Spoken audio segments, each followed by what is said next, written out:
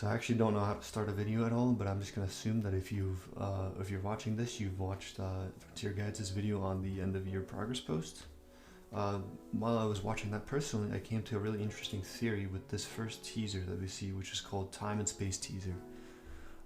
Because to me it seemed kind of unrealistic. I don't want to say unrealistic because they time and time again prove that they're insanely good at developing, but it just seemed like a lot that we get both Sky Islands, we get that with space, with some underworld dimension as well, and it just feels, again, I would love to be surprised, but I feel like it feels a little bit unrealistic. And then that's where I came to the theory of this, or the space part, being referred to as void, because space and like void is a lot of nothing usually, and it might be it's even implied in the game a few times that there's just the other world is like this complete void. The screaming hole that latched itself onto your world, every monster you abolished was made from that emptiness. Again, he could be this god or this entity that's even causing this like complete takeover from the otherworldly creatures. And then he also refers to here, the void would take you as well, form you into a monster far worse than any of them. Again, implying that if we were to somehow get in contact with the void, we would just instantly die, / get turned into a monster.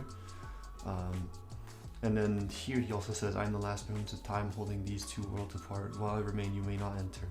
So for all we know, next update, and assuming you've completed the tower, and if you have, there's a chance that this guy just dies, I suppose, and then we're actually able to enter this void and fight this creature, god, whatever.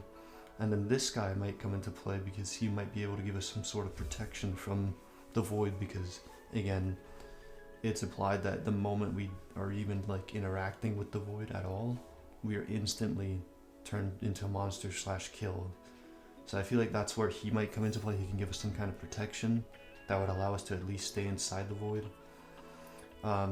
Another thing that was the void is that specifically, for example, this teaser, it's kind of, it feels out of place, right? There's just a bunch of nothingness. You have all this and just nothing. A little bit like the Nightmare almost, where it's completely off. Like the 1 second you're going from an ancient hall to a feeder to a supermarket, and then again it just feels off, right? It's also, again, here's the more underworld part, so we could maybe enter the underworld part first, and we might have to do some stuff there in the underworld before we're able to actually go to the void, which is deeper down than the underworld. I just thought this was pretty interesting, and it's something I actually wanted to make a video about.